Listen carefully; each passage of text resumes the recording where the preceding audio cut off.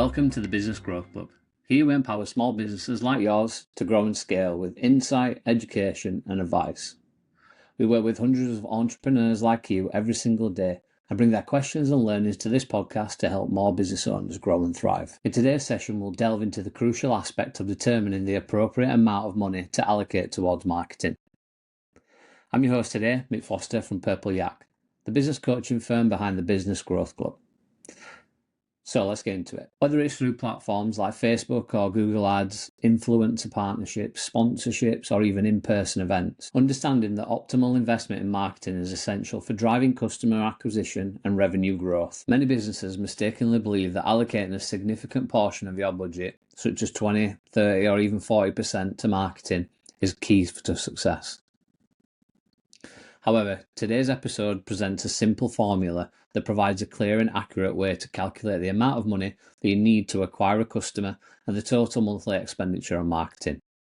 Throughout this episode, you'll gain valuable insight that could potentially revolutionize your marketing strategies and lead to increased revenue. Marketing is a necessary expense that involves investing in new customers. Unfortunately, many entrepreneurs overlook this aspect, leading to questions about their revenue generation.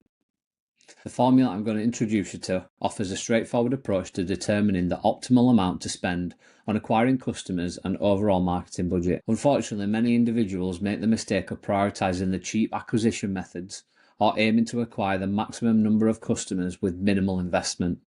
However, we firmly believe that this approach is not only ineffective but also detrimental to your business's long-term success. Firstly, you need to understand your LTV, which stands for lifetime value, of your customers. We can calculate the LTV by looking at the amount of money each customer spends in your business over their lifetime. This metric provides valuable insight into the potential return on investment of your marketing efforts. An easy way to calculate LTV is to divide all the revenue that you've ever made in your business by the number of customers that you've had. Let's say that you've made £200,000 in revenue and you had 100 customers. If you then divide that, the LTV per customer is £2,000. On average, you make £2,000 each customer. Some customers will spend more, while others will spend less. But this is an average of £2,000 per customer across all of your customers. This could be because some customers are buying more of your products, returning to buy some, or even staying longer as one of your customers. The LTV is an average of how much money you make per customer. It's crucial because it tells you how much you can expect to make from each customer over their lifetime. Knowing this can determine how much you need to spend to acquire a new customer. You need to consider the cost of acquiring a customer, not just ad spend if you're running Facebook ads, but also the cost of hiring a marketing person or using a service to provide marketing. If you're doing it yourself, the cost is simply the amount that you spend.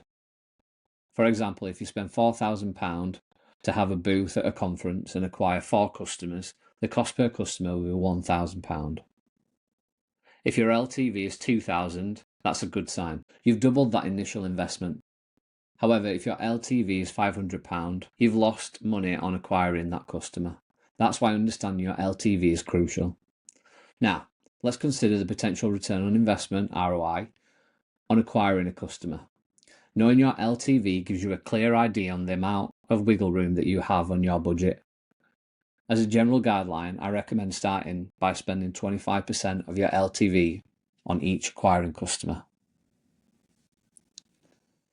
The reason behind this strategy is twofold. Firstly, I have other business expenses to consider, and I want to maximise my scalability. If your LTV is £2,000, you don't want to spend more than £500 on acquiring a single customer. Secondly, the lower the customer acquisition cost, or CAC, the better. This means you're getting more profit and value from each customer with minimal investment on your end. So the next step is to determine the actual cost of acquiring a customer. Not every marketing channel will yield the same CAC. For instance, let's say you run Facebook ads and incur a £10 cost per lead.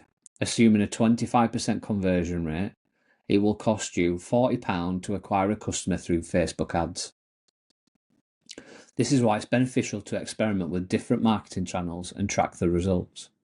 By doing so, you can gain a better understanding of the CAC and decide whether to double or triple down on that particular platform of marketing. Once you understand your CAC, it's essential to align your marketing efforts with your growth goals. Here is a working example for you to see how it all comes together. Let's say your CAC is £50 and your LTV is £2,000. If you aim to grow and acquire 100 customers in this month, you now understand that the amount you need to invest to achieve this goal. Multiply 100 by 50, which represents your customer acquisition cost of £5,000. Next, consider the lifetime value generation from 100 customers. This figure is calculated by multiplying 100 customers by 2,000, indicating that each customer has a potential of £2,000 over the lifetime. Therefore, you're willing to invest £5,000 to acquire 100 customers, knowing that each customer will bring you a potential return. That sounds like a good investment to me. £5,000 in return of £200,000. This calculation helps determine your marketing budget. It's simply your CAC multiplied by the number of customers that you want to acquire. While it's natural to want to bring in as many customers as possible, it's important to consider the practical limitations on your business. You need to consider the following when determining what new customer targets you're setting for your business. Do you have the capacity to handle infinite number of customers? Do you have the robust systems to handle the orders and inquiries? Remember, don't break your business with a massive influx of customers. Grow and scale over time. Remember, the more customers you bring in brings more revenue and profits, which will allow you to invest more in your business and grow your capacity to take on more customers, so you can invest in gaining these customers and continue the cycle. Setting milestones allows you to gradually increase your customer acquisition goals. For example, in the first month, you might aim to bring in 100 customers, which means 100 times your CAC of £5,000. This goal is achievable and manageable. Once you reach this milestone, you can then increase your target to 150 customers in the next month.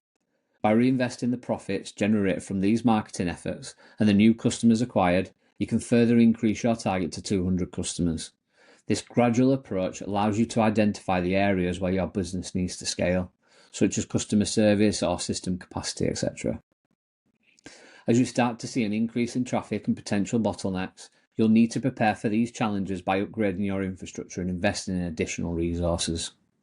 In summary, to determine your monthly marketing budget, calculate your LTV, your CAC, and multiply the numbers of customers you want to acquire by your CAC. This calculation will give you a clear picture of how much you need to invest in marketing each month to achieve your business goals. The method of acquiring a customer has a limited lifespan. For instance, you might be running a Facebook campaign to funnel customers, and it costs you £50 to acquire just one customer. That customer acquisition cost, CAC, won't remain constant forever. It might be acceptable for a week, or 2 or 3, or even a month, depending on your market, saturation and other factors. Over time, you'll eventually have to adopt and change your approach. As you tap into a specific niche, market or audience, your CAC will start to increase. It'll cost you more to acquire a customer. It's not an endless process. You'll need to pivot and make changes. This could involve altering your campaign, your offer, or your funnel.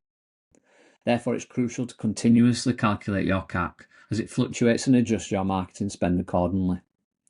Always ensure that your CAC remains reasonable, ideally within 25% of your lifetime value. The reason behind this is that your CAC will inevitably rise.